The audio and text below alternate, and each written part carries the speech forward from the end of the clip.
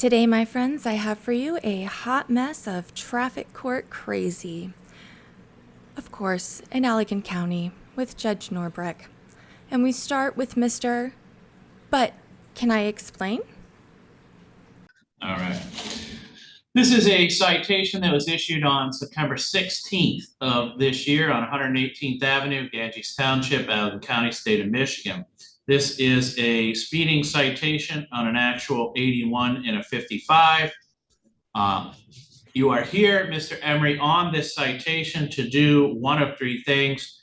First is you could admit responsibility to the citation, or two, admit responsibility, but you'd like to provide some sort of explanation to the court as to how or why this happened, or three, you wish to contest this citation. In other words, to fight the ticket at what we call informal hearing.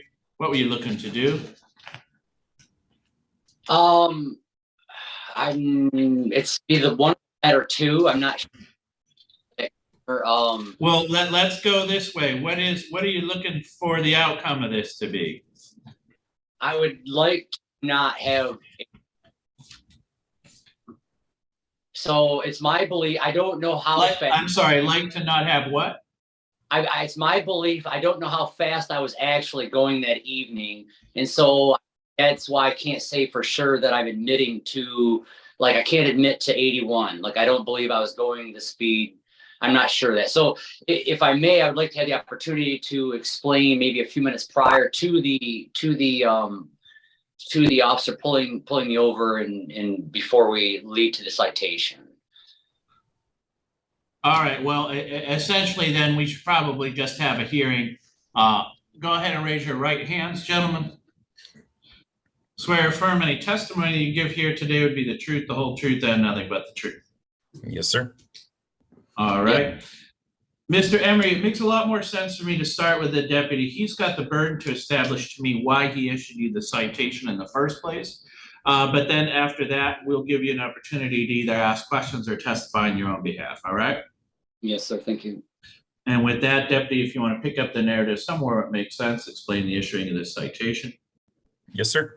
So on the date in question, 9/16/2023, I was traveling eastbound on 118th near 66th Street.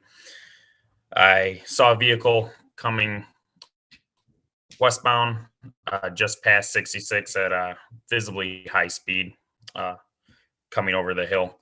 And so I activated my front radar approaching, and I had the driver at 81 in the 55-mile-per-hour zone.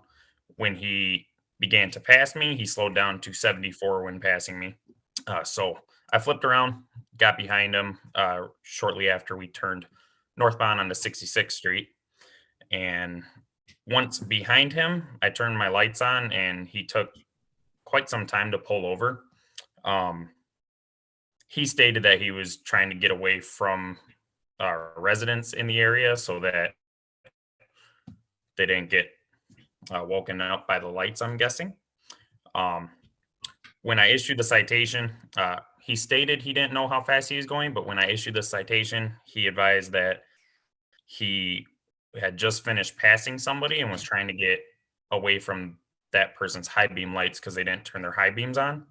But with that being said, I did a 2-point turnaround when I turned around on him, and no car ever approached the rear of my patrol car when I was turning around. So that may be the case, but if that is the case, the car was quite a ways back because I never saw one coming up behind me. All right. And Mr. Emery, what is it you'd like to tell me? Okay. Thank you, Your Honor. Good morning, Your Honor. Good morning, Officer Great Honest. I'd like to start. So when I was coming from the Allegan County Fair that evening, I had my daughters with me, and about 5 to 8 miles prior to 62nd Street, heading westbound on 118th, that was behind a vehicle that was going from 40 miles an hour up to 55, 58 miles an hour and back and forth. He had been up and down several times. He wasn't being considered driving. He or she wasn't considered driving. And so I had no real open area that was safe to pass to get around that vehicle. And then before we approached the 62nd Street crossing, we came upon another vehicle, And so we were now behind that vehicle. And when that vehicle came to 62nd Street, that vehicle turned right on 62nd Street. At that point in time, we'd slowed down enough and had enough straightaway where I felt it was a good opportunity to safely pass that vehicle that was now in front of me that had been driving kind of erratically, in my opinion. And so when I passed that vehicle, I can't use assumptions. I'm going to assume at the point when the vehicle that made a right-hand turn left, this vehicle in front of me felt he could put on his high beams. Is the only thing I figured. Because as I was already in process of passing and I started to proceed in front of him, his high beams had came on. And so now I'm in front of this vehicle and his high beams are in my eyes. And so I have three decisions that I can make here. One is to continue to drive with a visual impairment with the high beams in my eyes, the same rate of speed we were headed for the next 4 miles that I needed to travel before I was going to turn on 66th Street, which would lead me to my house. Or the second option would be to pull right over off the road to the shoulder of the road, right in front of the gentleman person I just passed. And based on their driving performance, not reducing their high beams or the speeding up and slowing down, I didn't really know if that'd be safe because I don't know what this driver's thinking. I mean, he could have ran into me if I had pulled off the shoulder of the road there. I really didn't feel that being a safe option. So for me, I did what I felt was a safe maneuver, controlling my vehicle. I accelerated to exceed the glare and the intensity of the high beams. And I have issued in some pictures for evidence there that I had taken from the locations to kind of demonstrate where the process had started and about how long it took, and to look past the field of view to see. I knew coming up there was a hill and some wooded area that would get me beyond them high beams. And that on the other side of that hill is then where Officer Great Honest was parked. And so once I hit that hill and the top of that hill and I was covered by the woods and the high beams were no longer an issue for me, I had decelerated at that point. I was also within a half mile now of the road that I needed to turn on at 66th Street. That was another reason for my deceleration. So leading up to that spot there, I didn't have in my vision to be looking at my speedometer. It was 10:30 at night. I was accelerating to get beyond the glare of these high beams in my eyes. I was focused on the road and paying attention to the details around me to be as safe as I could be to make that maneuver. So I felt I was just doing the most safest adult decision maneuver just in a normal driving circumstance. And so when I proceeded I will say I disagree with you. That going that much over the speed limit is a more safe option than allowing this car that you made the decision to pass continue to have its high beams in your rear view mirror. I think that would be the second safest decision. But essentially, sir, what you're doing is giving a reason why you were speeding. You're not necessarily contesting you were speeding. What I have to do is decide whether or not you were speeding. So essentially, this is tantamount to you, like you said in the beginning, admitting responsibility. You're just providing an explanation why. Okay. May I please continue? Sure, but if you mean to explain why you didn't pull over right away, you have no citation for that, or you're in no trouble for that. That's simply the deputy providing context. So I can let you testify as to that, but essentially the only testimony that's relevant for the decision I have to make is what you're saying in regards to your speed. So, and I think you've testified to that. So. If I may continue, I guess I just kind of wanted to demonstrate how I felt the rest of the stop went as to whether or not, I mean, I still don't believe I was at 81. I know I accelerated to, exceed, to pass a gentleman or the person. I know I accelerated to get beyond the headlights, but I don't know that I was at 81. And so at any rate, to go along with what the officer stated, he stated that he had seen me on 118th accelerating, and that I had to decelerate as soon as I see him, and he had to turn around. He was already parked alongside the shoulder of the road, and it was right by the corner of 66th Street. He was just past the stop sign. And so, yes, that's kind of what I wanted to explain is I was decelerating because that's the road that I needed anyway. Like that's where I was at. I had a half mile to decelerate. That's what I did. I was safely beyond the headlights now. And so when I made my turn there, within the time from the stop for me rounding the corner at 10 mile an hour until the time that I pulled over for the officer is only 3/8 of a mile. And the officer, like, I didn't know I was being pulled over by an officer. He had to make a complete turnaround and then make around the corner to come after me before he was able to light up his lights and his high beams in my eyes and so forth again. And so for me, heading home, I'm a mile from my house now at this point.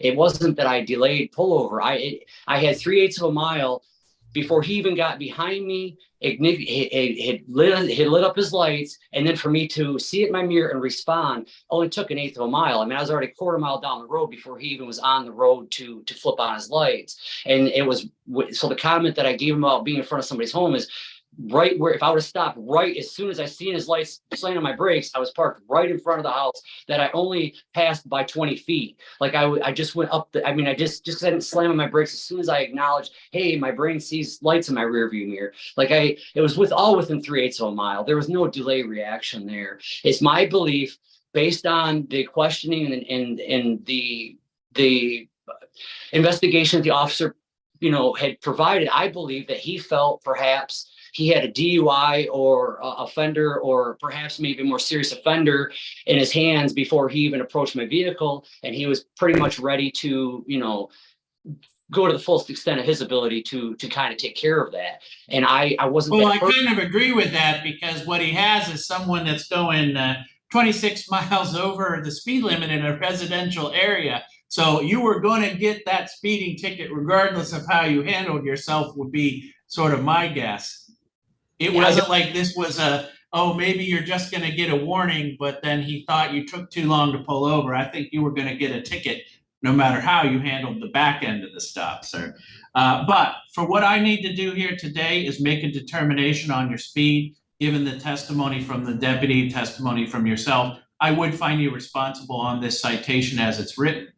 Now, because you had a contested hearing, we let you do a hearing instead of admit responsibility. So that does trigger that you do have a right to say, I don't agree with what just happened there. I wish to go and take this matter further to formal hearing in front of the district court judges with the prosecutor's office involved. But to do that, you must do two things. One is you must ask for that within 7 days of today's date. That window of opportunity closes. And two, you must come in and do it in person, because you would need to post a bond. Do you understand your rights on appeal? I do, sir. May I please finish? I still had some more I'd like to add to that. I wasn't Okay. fully explain kind of the rest of that traffic stop. Okay.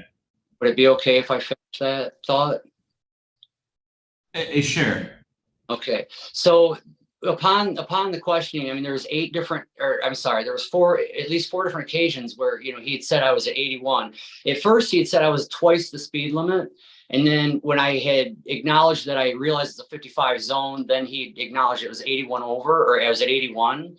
And so then I denied that I thought I was doing 81 at 4 different times. And there was no evidence or anything provided to me to demonstrate that. And so I don't really believe I was ever 81 miles an hour, which just puts me at an unsafe speed. I just don't believe I was at 81. And so I don't know what to do about that necessarily. I just really feel that. And he was pretty much. Well, I will say this, because you say that thing I hear every once in a while was not provided any proof of the speed. The whole thing where an officer shows you some sort of receipt or some sort of paperwork that the radar told you 81, I don't know where people get that from. That's not a thing. No, sir. I didn't say there was a thing. I'm just saying that, like, I don't know that I was doing that. I inquired with the officer at 4 different times that I didn't believe I was doing that. I just feel that even based on his testimony here today, there was some inaccuracies to his statements today. And so I just don't feel like, I don't know why there couldn't have been a warning in the situation. It was in a rural zone. It wasn't a resident. There wasn't houses on the street where I was speed limit. Well, I will give you an opinion, because we're sort of running over here. My opinion is, I'm not sure how many officers there are out there who would give you a warning on an 81 and a 55. I think you're almost in 10 out of 10 officers are going to give you that speeding citation. All right. But you have your rights on appeal. That's a decision for you to make. Otherwise, you would accept this finding and make arrangements with the court to pay the fines and costs. All right. All right. Thank you for your time today, Your Honor, and Officer Great Honest. Thank you. And next we have Mr. It's loud in my car. All right, sir. This is a citation. It was issued on September 16th of this year on 58th Street there in Manlius Township, Allen County, state of Michigan. This is being on a device while driving. You have a citation for that. You have three options of what to do here. First is you could admit responsibility to the citation. Two, you could admit responsibility, but you'd like to provide some sort of explanation as to how or why this happened. Or three, you wish to contest this citation. In other words, fight the ticket at what we call informal hearing. What were you looking to do? The last one. All right. So the first thing I'll do is swear you both in. If you could go ahead and raise your right hand. You swear or affirm any testimony that you'd give here today would be the truth, the whole truth, and nothing but the truth? Yes, sir. Yes. All right, Mr. Orchakowski, it makes a lot more sense for me to start with the deputy. He has the burden to establish to me why he issued you this citation. But after that, you'll have an opportunity to either ask questions or testify on your own behalf, all right? Okay. And with that, deputy, if you want to pick up the narrative somewhere it makes sense and explain the issuing of this citation. Yes, sir. So I was traveling southbound on 58th Street near 126th Avenue in Manlius Township. The vehicle in question was northbound on 58th Street. And when he passed me, I saw his phone in his hand and it was being held up near his ear. Therefore, I turned around, got behind the vehicle, and it was stopped near 128th Street. While I was following the vehicle, he did weave in his lane a little bit. He wasn't all over the road, but he was weaving in his lane and touched the center line several times. When I stopped the vehicle, I told him the reason for the stop, and the driver, Timothy, advised that he was attempting to get directions. Therefore, he was written the citation for the hands-free law that went into effect earlier this year. Okay. And sir, what is it you'd like to tell me? Me?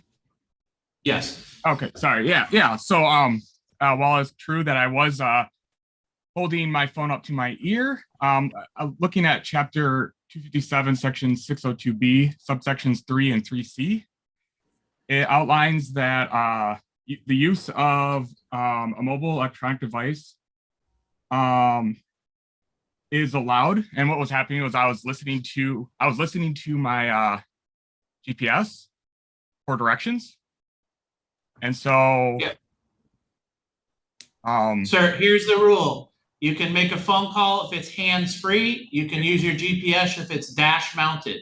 You cannot have your phone in your hand doing anything on it. I was just listening to the directions. Okay, well then you would have been able to do that if the phone was laying on the seat with the speaker on, but not with it in your hand, sir. It was loud in my car. I was just listening because it was recalculating. I understand, sir, but there's a very specific reason why this law was passed, that there essentially are no more exemptions. It's simply do not use your phone while you're driving. The only way you can is hands-free, which you obviously aren't, or dash mounted, which you obviously aren't. Okay, that was just not my understanding of how the law was written according. Sure. There's also an older version of this statute, sir, that says you're simply not allowed to text, but you can make phone calls on your phone. That's no longer the law. No, I wasn't. That's not what I was doing. I was just listening to the GPS. I know. What I'm saying is it used to be that you could have your phone in your hand as long as you weren't texting. But now the law is you can only use your phone hands-free and or dash mounted. So for purposes of this citation, sir, I would find you responsible on this. Because you had a contested hearing, you do have a right to say, I don't agree with what just happened there. I want to take this to formal hearing in front of the district court judges with the prosecutor's office. You have every right to do that, but to do that, you must ask for that within 7 days of today's date. That window of opportunity closes. You must also come in and ask for that in person because you have to post the bond. Do you understand your rights on appeal? What does that last? What does it mean to ask it on bond? in other words, to have formal hearing, you have to come in and you have to post the $200 that is the fines and costs. And then that's held essentially in escrow while you have your formal hearing. If you lose your formal hearing, they already have the fines and costs. If you were to be found not responsible at formal hearing, you would get that bond back.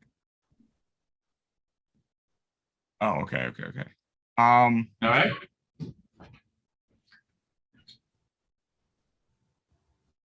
We're all set, sir. I'm going to go ahead and release you. Thank you. Okay. And for case number 3, I left this in as a warning to all. If you're driving and you feel a little weird, pull over and make sure that it's nothing before you keep driving. All right, Deputy, you want to take yourself off? Okay, there we go. All right, this is a citation issued on September 21st of this year on 32nd Street there, Salem Township, Allegan County, State of Michigan. This is for disregard of stop sign. Mr. Chief, you are on this citation. You're here today to do one of 3 things. First is you could admit responsibility to the citation, or 2, admit responsibility, but you'd like to provide some sort of explanation as to how or why this happened. Or 3, you wish to contest this citation. In other words, to fight the ticket at what we call informal hearing. What were you looking to do? I was looking to admit responsibility with an explanation. All right, and what is it you'd like to tell us? So I'd like to just describe what happened and then use that as an explanation of that. So it was the day of the accident was the 16th, and I was heading over to Burnups to. I'm sorry, sir. Did you say the day of the accident or the day of the incident? The day of the accident was the 16th. I just didn't have it marked that it was an accident. Go ahead. Yeah, it was an accident. It was a car accident. The day of the car accident. Yeah. So I got the citation, I think you said the 21st. I think that's correct. But the accident was on the Saturday, the 16th. And so I went to, I was going to Burnups, a recycling center. And I went there and I dropped off my recycling. And as I was coming home on 30th Street, I noticed that there was a farm stand there with some corn, and I kind of wanted to pick up some corn, but I decided to go to Fantasy Twirl where the corn I normally get. And so I took a left onto 144th, drove down to 32nd Street where that stop sign is, took a left there, went down to Fantasy Twirl. They didn't have any corn there. So I went back around the country block, back down 142nd to 30th, took a left-hand turn again there at 30th and drove through to the farm stand, picked up the corn. And then as I took a left onto 144th and was heading west, I had a brief bout of vertigo, and it was something new for me. It lasted about 5 seconds, and it concerned me a little bit. I have a business partner that had that happen and was diagnosed with Meniere's disease, and he ended up getting in a really bad car accident. And I, in my brain, said, I'm not going to do what John did. I'm going to pull over if this happens again. And the next thing I remember is a car coming out of what I thought was the cornfield and hitting my car. And I remember briefly thinking, what the heck? Where did this car come from? How did that happen? And I was spinning, and I ended up going into the ditch. And then when I gathered my senses and realized that that what happened is that I wasn't where I thought I was actually at that intersection. And so I don't recall seeing the stop sign. I don't recall anything. For me, it seemed like the car came out of the cornfield. And I suspect that I had some vertigo as I was approaching that stop sign and never saw it. So there is no doubt that I caused the accident. I know I ran through that stop sign, and I feel horrible about that. Sir, I just want to pause you because this citation is dated 9/21 at 2:07 p.m. Yes, the Officer Deckinga came to my house several days after the accident to give me my citation.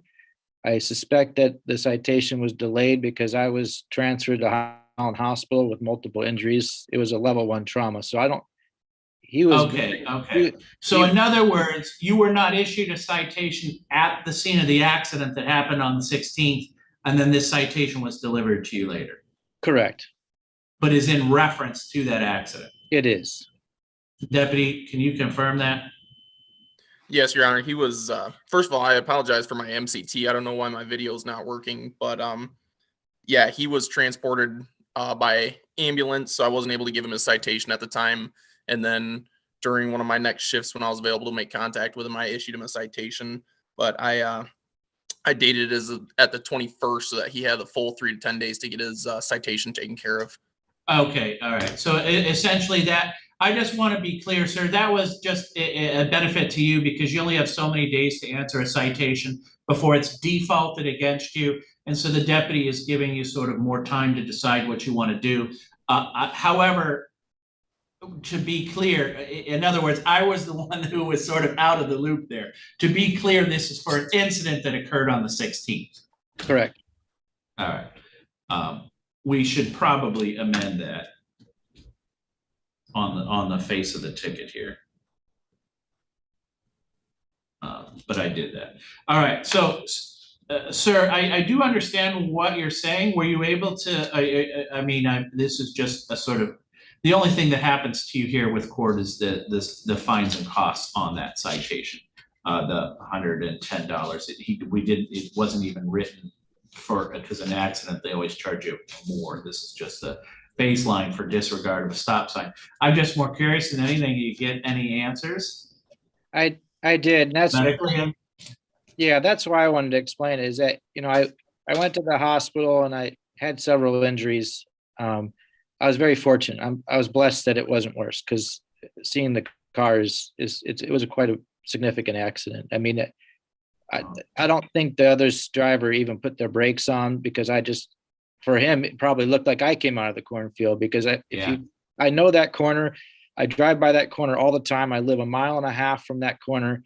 I've told all my kids to be careful of that corner. This time of the year, the corner is so high, it's hard to see and you got to inch forward. And I almost am embarrassed that I ran that stop sign despite me berating all my kids about that same spot. But I did. And I think it's from the vertigo, and I had vertigo after the accident for almost 2 weeks. Fortunately, I did go to physical therapy at Holland Hospital. They have a vestibular clinic, and it's kind of bizarre, but it was several maneuvers that they did to get this crystal to go out of my semicircular canals in my ear, and it solved it. It's seemed kind of hokey at the time, but it hasn't bothered me at all since then. And so, Okay. Well, I'm just essentially it's sort of why I'm sort of going down the rabbit holes. That's what I want to make sure of, because normally if something like this happens, and it may even have already happened to you and you know what I'm talking about, but when you're involved in a situation like that, a lot of times the officers or later, they'll actually indicate that to Secretary of State that you might need to make sure that you're medically cleared to keep driving. But it does sound like you were able to sort of get past that, and now you're back to a place where this was hopefully just an isolated incident. All right. Yep. So, well, I will say this, a couple of things just to explain things to you, because you took the time to explain things to us. The only thing the court does on this is fines and costs. The Secretary of State is the one that will do what's called points on your license. Do you know what I'm talking about? yes. And finally, we close out our stream with super nice Michigan guy. There he is. All right, Mr. Burr, are you able to hear us? Good morning. Little bit All of technical difficulties here. Hi. You're here now. That's all that matters. Officer. All right. Your Honor. This is a citation. This was issued on September 21st of this year on US 131, Martin Township, Allegan County, State of Michigan. This is failure to yield to emergency vehicle. You are here, Mr. Burr, on this citation to do one of three things. First is you could admit responsibility to the citation, or two, admit responsibility, but you'd like to provide some sort of explanation as to how or why this happened. Or 3, you wish to contest this citation. In other words, to fight this ticket at what we call informal hearing. What were you looking to do? The second one, please. I'd like to accept responsibility and discuss the circumstances. Okay, and what is it you'd like to tell me? Basically that we were coming in from the airport in Seattle to Grand Rapids, and we had rented a car and gotten on the highway and was basically unfamiliar with the law, and drove past Officer Kelly, and he saw us and came after us and stopped us. And we had rented a car at the airport that had Georgia license plates, and it was basically a mistake, and I'm sorry I did it. All right. Well, and sir, essentially, I understand this. What's happened here is essentially you're saying that law does not exist in your state. All right. As far as I know, I've never observed it or needed to use it. I can Well, see, I will. I can see the I will benefit. tell you this as far as Michigan. When this was first enacted, well, first of all, it was a misdemeanor. When it was first changed, it was a crime, not just a ticket like you have now. And it was because at that point, I think the last 5 state troopers in the state of Michigan that were injured during the line of duty were not shot by bad guys. They were hit on the side of the road there, just trying to perform traffic stops. So this was initiated as a misdemeanor. And then a few years ago, they downgraded it back to ticket. They just made it a very expensive ticket, as I'm sure you're aware if you saw the price tag on this. Yeah. So essentially that the word gets out, you need to move over when you see those emergency vehicles on the side of the road. Yep. I would have told you this. I would have said the whole thing, ignorance of the law is no defense. In other words, I'm sure you've heard that before. And I know that when you said, oh, we're not from Michigan or something, that the trooper explained to you, well, there's billboards when you enter this state, but essentially you flew in and rented the car somewhere. Here's what I'm going to do for you. You're admitting responsibility on the citation. What I'll do is cut that fine and cost down. I do have some discretion on that. So you are responsible on the citation. You're admitting that, but you're clearly showing remorse. You know the law now. I'm gonna cut it in half. So at the end of the day, it'll be a $245 fines and costs. You're gonna want to give this a little time before you call the district court to pay it, because they won't know that I changed the price until I essentially fixed all the tickets in the system later on this morning. So starting this afternoon, you'd be able to call back when you make arrangements to pay that fines and costs. You'll notice the fines and costs went down. Do you understand why I did that, and it makes sense to you? I do. Thank you very much. I appreciate it. All right. Are you still in Michigan? No, sir. We're back home in Olympia. All right. So make sure you take care of this, but I'm going to go ahead and release you. We're all set. Have a good day.